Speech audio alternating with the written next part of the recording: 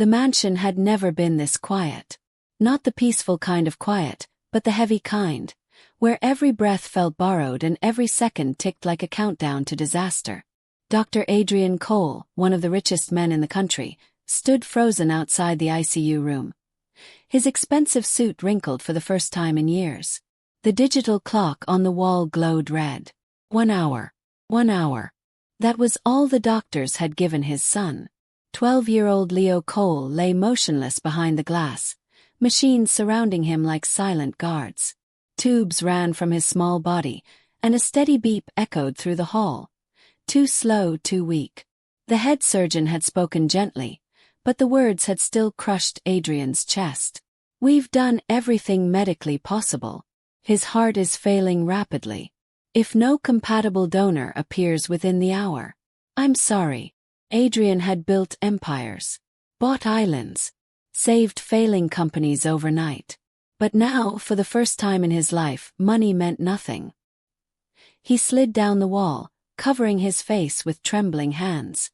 I'll trade everything, he whispered to no one. Take my life instead. Just let my son live. But the universe stayed silent.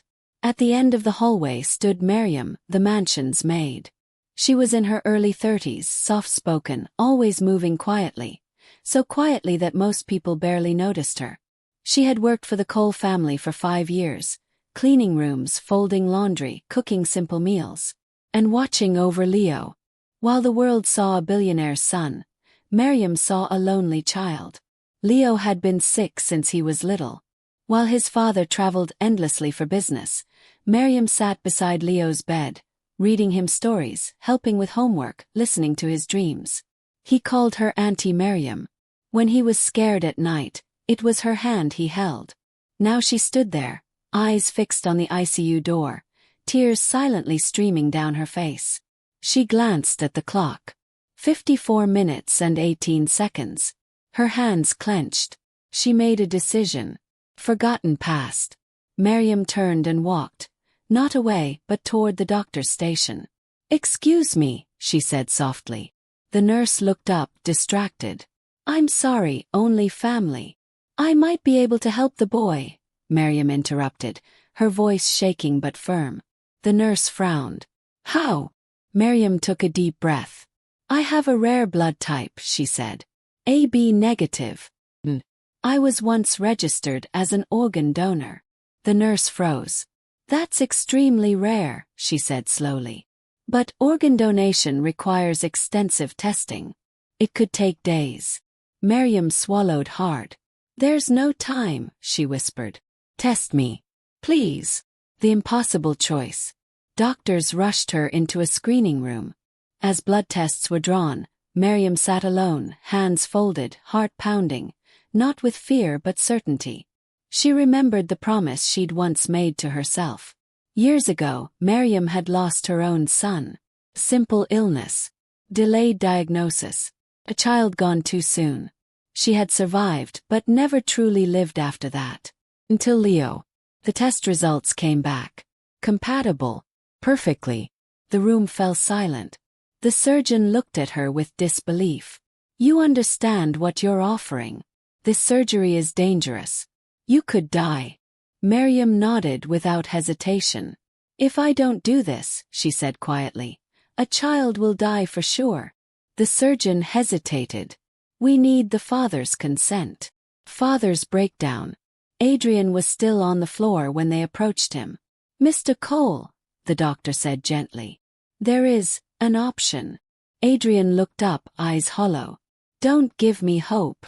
The doctor stepped aside. Miriam stood there. The maid. Adrian stared, confused. What are you doing here? You should go home. Miriam knelt in front of him.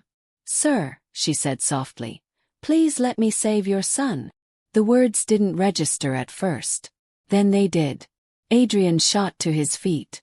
Absolutely not. You are not risking your life for my child. Miriam met his gaze, calm but unbreakable. I already lost one child, she said. I won't watch another slip away. Adrian's knees buckled. You owe us nothing, he choked. Miriam shook her head. He gave me something priceless, she replied. A reason to breathe again. Tears streamed down Adrian's face as he collapsed into a chair. After a long, broken silence, he whispered, "Please save my son." 1-hour surgery. The clock showed 17 minutes and 9 seconds when they wheeled both Leo and Miriam into surgery. Doctors moved faster than they ever had. Outside, Adrian paced like a caged animal, praying to a god he hadn't spoken to in years. Minutes stretched into eternity. Finally, a surgeon emerged. Adrian's heart stopped. "The surgery was successful," the doctor said. "Your son will live." Adrian broke down completely, sobbing openly in the hospital corridor.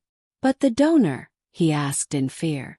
"She's stable," the surgeon said. "Weak, but alive." The awakening. 2 days later, Leo opened his eyes. The first thing he saw was his father, sleeping beside the bed, holding his hand. "Dad!" Leo whispered.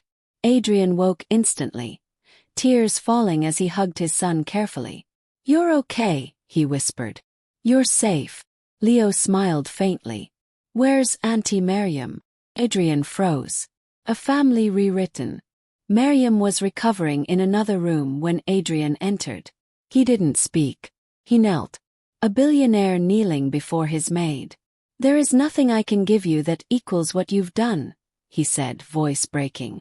"But I won't let you walk this life alone again." He stood and handed her a document. Legal adoption papers. "I want you to be Leo's family," he said. "Not as a maid. As his mother." Miriam's hands trembled. Tears streamed down her face as she whispered, "I already am." Years later, people still talked about the miracle. About how a maid saved a millionaire's son. But inside that mansion there were no maids anymore.